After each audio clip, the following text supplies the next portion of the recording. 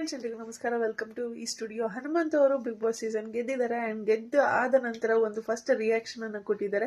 ತುಂಬಾ ಮುದ್ದಾಗಿ, ತುಂಬಾ ಕ್ಯೂಟ್ ಆಗಿ, ತುಂಬಾ ಮುಗ್ಧತೆಯಿಂದ ಒಂದು ರಿಯಾಕ್ಷನ್ ಅನ್ನು ಕೊಟ್ಟಿದ್ದಾರೆ. ನೋಡ್ಲಿಕ್ಕೆ ತುಂಬಾನೇ ಚೆನ್ನಾಗಿದೆ. ಆ ಒಂದು ರಿಯಾಕ್ಷನ್ ಅಲ್ಲಿ ಅವ್ರು ಏನು ಹೇಳಿದ್ದಾರೆ ಅಂತಂದ್ರೆ, ಲೈಕ್ ಎಲ್ರಿಗೂ ಥ್ಯಾಂಕ್ಸ್ ಅನ್ನ ಹೇಳ್ತಿದ್ದಾರೆ ನನ್ನನ್ನು ಗೆಲ್ಸೋದಕ್ಕೆ ಅಂತ. ಗೆದ್ದಿದ್ದೀನಿ ಅಂತ ಹೇಳ್ತಾರೆ ಫಸ್ಟ್. ಅದಾದ ನಂತರ ನಾನು ಗೆದ್ದಿರೋದಲ್ಲ, ನೀವೆಲ್ಲರೂ ಸೇರ್ಕೊಂಡು ನನ್ನ ಗೆಲ್ಸಿರೋದು ಅಂತ ಹೇಳಿದ್ದಾರೆ. ಅಂಡ್ ವಿಡಿಯೋ ಮಾಡ್ಲಿಕ್ಕೆ ಸ್ವಲ್ಪ ತಡ ಆಯ್ತು.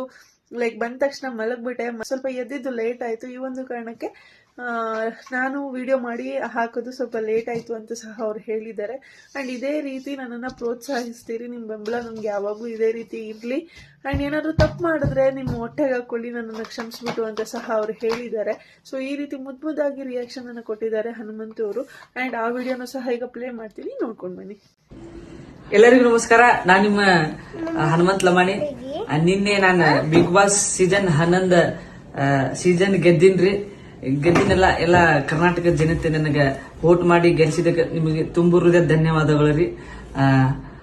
ಜಲ್ದಿನ ಮಾಡ್ಬೇಕಿತ್ತು ವಿಡಿಯೋ. ನಾ ರಾತ್ರಿ ಬಂದು ಮಕ್ಕೊಂಡಿದ್ದೆ, ಸ್ವಲ್ಪ ಲೇಟ್ ಆಗಿದ್ದೆ ರೀ, ಹಂಗಾಗಿ ಸ್ವಲ್ಪ ಲೇಟ್ ಆಗೈತಿ. ದಯವಿಟ್ಟು ಯಾರು ಬೇಜಾರು ತಿಳ್ಕೊಬೇಡ್ರಿ. ನಿಮ್ಮ ಪ್ರೀತಿ ಆಶೀರ್ವಾದ ಸದಾ ಹಂಗ ನನ್ನ ಮ್ಯಾಗಿರ್ಲಿ ರೀ. ಏನಾರ ಅಪ್ಪಿ ತಪ್ಪಿ ಆದಲ್ಲಿ ಹೊಟ್ಟೆ ಹಾಕೊಂಡ್ಬಿಡ್ರಿ. ಎಲ್ಲರಿಗೂ ಧನ್ಯವಾದಗಳು, ನಮಸ್ಕಾರ. ಸೊ ನೋಡಿದ್ರಲ್ಲ ಯಾವ ರೀತಿ ಮುದ್ದಾಗಿ ರಿಯಾಕ್ಷನ್ಸ್ ಅನ್ನ, ಕ್ಯೂಟ್ ಆಗಿ ಮುದ್ದತೆಯಿಂದನೇ ಅವರು ಬಿಗ್ ಬಾಸ್ ಅನ್ನ ಗೆದ್ರು ಅಂತ ಹೇಳ್ಬೋದು.